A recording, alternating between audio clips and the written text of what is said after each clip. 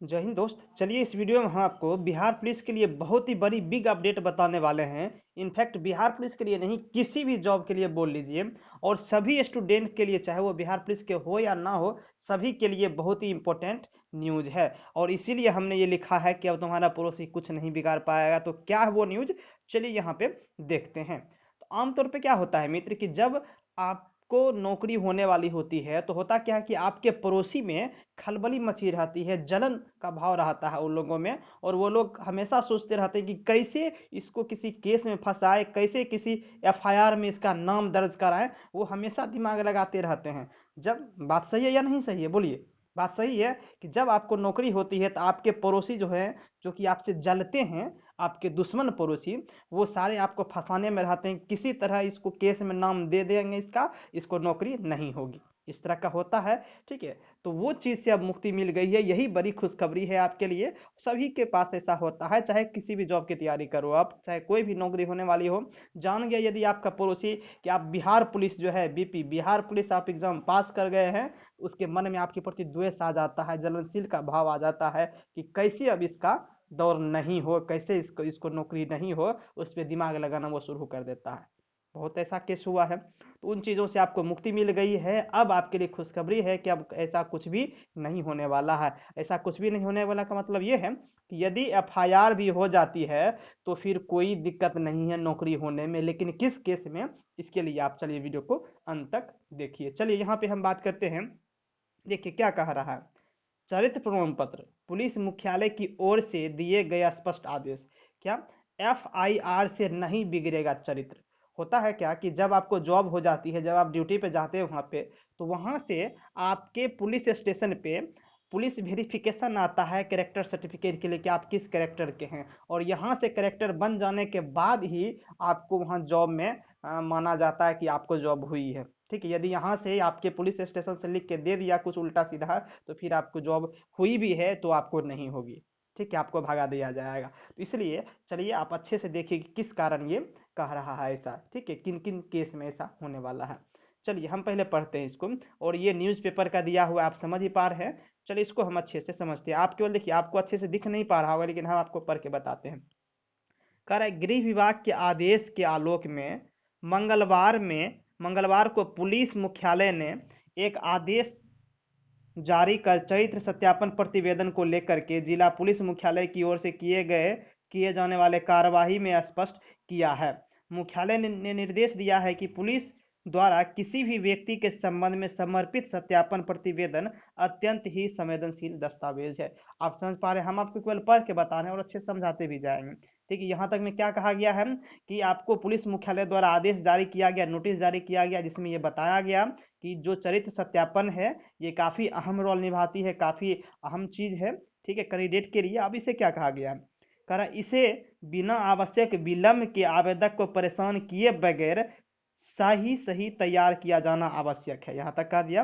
फिर कह रहा है आदेश में किन किन मामलों में चरित्र सत्यापन की जरूरत होती है, इसे भी स्पष्ट कर दिया गया है।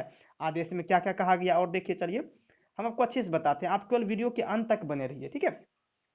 चलिए देखिए, यहाँ पे कह रहा है आदेश में कहा गया है कि संज्ञेय अपराधों के संबंध में यदि कोई व्यक्ति प्राथमिक या अप्राथमिक अभियुक्त रहा हो, बात समझिए, लेकिन जांच के बाद आरोप पत्रित नहीं किया गया हो, तो सत्यापन प्रतिवेदन में कोई टिप्पणी नहीं की जाएगी। बात समझ लीजिए। पहले यहाँ पे क्या कहा कि यदि कोई गवाह के रूप में था, यदि कोई कैंडिडेट का नाम गवाह के रूप में था, लेकिन जो है क्या कहा कि यदि किसी कैंडिडेट का नाम गवाह के रूप में था, या फिर प्राथमिक अभियुक्त यानी उसी पे केस हुआ हो, या फिर सामूहिक रूप से केस हुआ, सामूहिक रूप में अप्राथमिक रूप से केस हुआ है, लेकिन जो है फैसला निष्पक्ष कर दिया, मतलब फैसला में ये कहा गया कि वो दोषी नहीं है, तो इस बात का जिक्र कैरेक्टर सर्टिफिकेट बनाने में नहीं किया जाना चाहिए।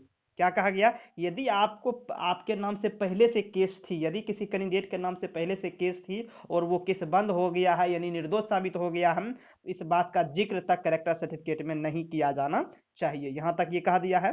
ठीक है, फिर कहा गया है साथ ही संदिग्ध घोषित किए गए व्यक्ति पर भी टिप्पणी नहीं की जाएगी। मतलब साफ है कि पुलिस केवल एफआईआर में नाम होने के कारण किसी का चरित्र नहीं बिगाड़ पाएगी। बात समझ लीजिए कि एफआईआर में नाम है तो कहीं कोई दिक्कत होने वाली नहीं है अभी तक, लेकिन किन किन केसों में उसके लिए आप चलिए देखते हैं। उसके बाद कहा गया है, इसके अलावा न्यायालय द्वारा किसी आरोपित व्यक्ति के विरुद्ध यदि संज्ञान नहीं लिया जाए अथवा किसी चरण में मुकदमा खारिज कर दिया जाए या विचार के बाद दोषमुक्त कर दिया जाए तो चरित्र सत्यापन प्रतिवेदन में उसकी प्रविष्टि नहीं होगी। बात समझ लिए क्या कहा कि यदि एफआईआर में अभी भी नाम है लेकिन अभी तक दोषी साबित नहीं किया गया है या फिर जो है मुकदमा समाप्त हो गया है तो भी इस बात का जिक्र जो है कैरेक्टर सर्टिफिकेट में नहीं होना चाहिए, इससे उस पर कोई प्रभाव पड़ने वाला नहीं है। यहां तक ये कहा दिया, बात को केवल स्पष्ट समझते चलिए, स्किप मत कीजिएगा, अभी बहुत ही महत्वपूर्ण बात बताना बाकी है। ठीक है, उसके बाद देखिए, इधर देखिए पहले, अब यहाँ जो हम बताने वाले हैं इधर वाला पहले आप देखिए। ठीक है, यहाँ पे क्या कहा, का विरोध व सड़क जाम पर सरकारी ठेका नहीं मिलेगी। इसको स्किप मत कीजिए, चलिए देखिए क्या कहा।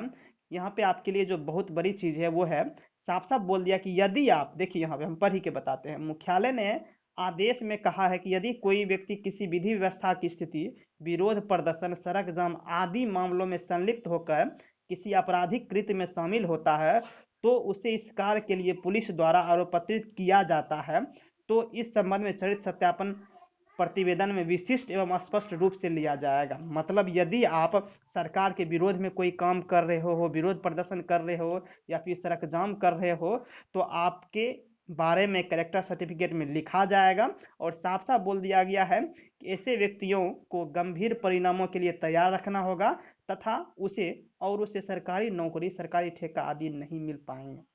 ये आपके लिए बहुत बड़ी चीज थी। बात समझ लीजिए, क्या है यहाँ पे साफ साफ बोल दिया है कि यदि आप सरकार के विरोध में कोई प्रदर्शन कर रहे हो या फिर सड़क जाम कर रहे हो या सामूहिक रूप से कोई आपत्तिजनक कार्य कर रहे हो तो फिर आपको नौकरी नहीं होने वाली है, सरकारी नौकरी नहीं होगी। यहाँ पे स्पष्ट जारी कर दिया है न्यूज में।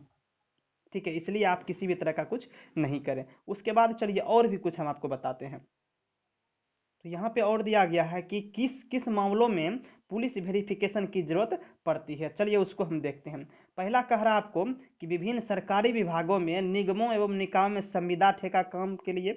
ठीक है, उसके बाद फिर दूसरा क्या कहा, सरकारी सेवा में अस्थायी अनुबंध के आधार पर नौकरी करने वालों के लिए।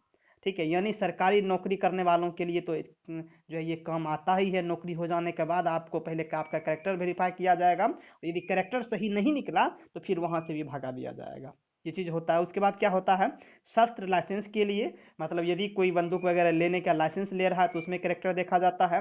पासपोर्ट अप्लाई के लिए कैरेक्टर देखा जाता है और यदि कैरेक्टर सर्टिफिकेट निर्गत करना हो तो भी कैरेक्टर देख के ही निर्गत किया जाएगा, यानी कैरेक्टर सर्टिफिकेट बनाना है।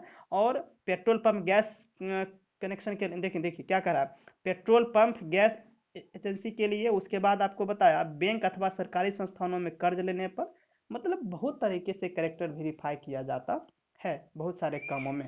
तो आप समझ लीजिए, आपको हमेशा किन बातों का ध्यान रखना, आपको हमेशा ये ध्यान रखना है कि आप सरकार के विरोध वाले काम में शामिल नहीं होइए और ना ही सड़क जाम वाला काम में शामिल होइए।